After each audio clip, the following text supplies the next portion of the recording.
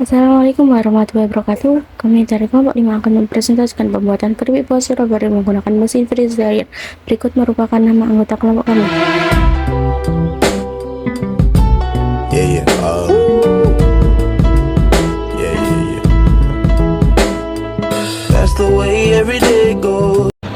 Untuk latar belakang adalah strawberry adalah komoditas yang bernilai tinggi, tetapi sangat mudah rusak karena kadar airnya yang tinggi, sehingga memiliki umur simpan yang singkat dan berisiko menimbulkan kerugian. Strawberry adalah tanaman buah genus Fragaria yang memiliki buah yang sangat berwarna merah dan memiliki rasa manis asam serta aroma yang khas. Buah ini termasuk tanaman herba seperti herbal perdu kecil yang tumbuh rendah di permukaan tanah, dan perkembangan biak melalui stolon atau batang merambat.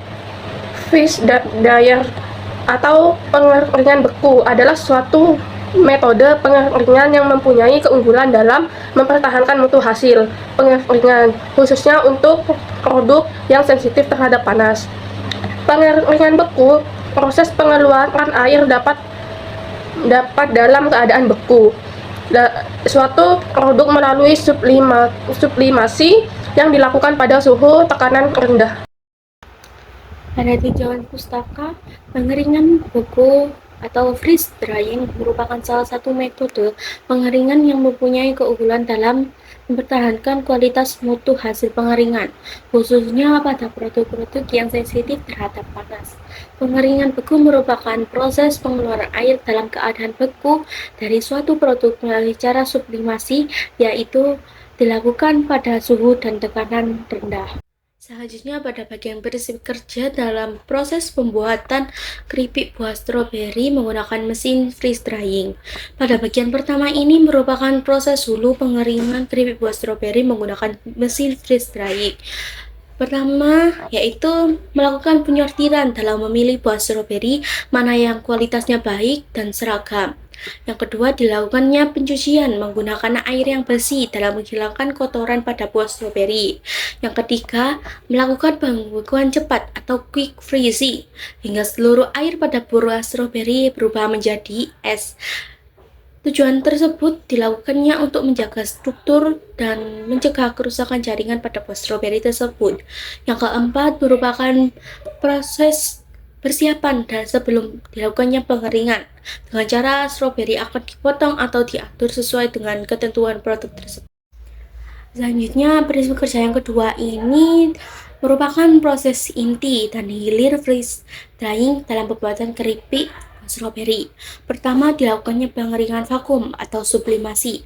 Buah stroberi beku akan dimasukkan ke dalam ruang vakum sehingga es berubah langsung menjadi uap tanpa mencair. Yang kedua, merupakan pemanasan rendah yang terkontrol, dapat membantu dalam mempercepat proses sublimasi tanpa merusak nutrisi yang ada buah stroberi. Yang ketiga merupakan tahapan akhir dalam pengeringan untuk menghilangkan sisa-sisa air pada buah stroberi. Yang keempat, dilakukannya pendinginan dan pengecekan kadar air dalam memastikan produk agar tetap stabil. Yang keempat merupakan proses pengemasan menggunakan wadah kedap udara dalam menjaga kerenyahan, warna, rasa, dan kualitas produk keripik buah stroberi tersebut. Nah, di sini saya ingin melanjutkan presentasi dari teman saya, yaitu saya di sini menjelaskan hasil output. Dari hasil output, proses pembuatan keripik stroberi menggunakan mesin freeze dryer, yaitu outputnya tentu keripik stroberi. Nah, keripik stroberi ini memiliki tekstur yang ringan, renyah, dan juga warna yang masih segar.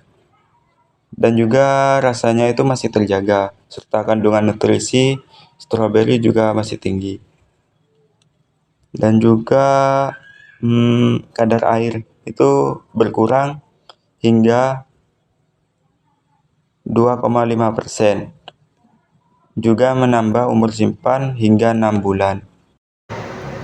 Saya Saya di sini akan menjelaskan perbandingan kualitas stroberi kering dengan beberapa metode pengeringan. Yang pertama yaitu ada freeze dryer yang menghasilkan tekstur ringan dan renyah, warna tetap segar, serta rasa yang paling terjaga. Lalu ada oven dan pengeringan dengan sinar matahari yang menghasilkan stroberi dengan tekstur menjadi lebih keras, warna cenderung kurang segar, dan rasa yang tidak terjaga dengan baik. Sementara itu yang terakhir ada vacuum dryer, memberikan hasil yang cukup baik dengan tekstur ringan, warna yang terbilang cukup segar, dan rasa yang tetap terjaga meskipun tidak terbaik freeze dryer. Baik, selanjutnya di sini saya akan menjelaskan tentang keuntungan dan kerugian menggunakan mesin freeze dryer, yaitu membuat keripik dari buah stroberi. Pertama yaitu keuntungannya. Yang pertama, mampu mempertahankan kualitas produk, warna, aroma, dan tekstur. Yang kedua, kandungan gizi dan senyawa bioaktif tetap terjaga karena prosesnya itu non-termal. Yang ketiga, hasil produk lebih stabil dan tahan lama karena kadar airnya itu sangat rendah. Yang keempat, struktur produk tetap baik karena menguap melalui sublimasi.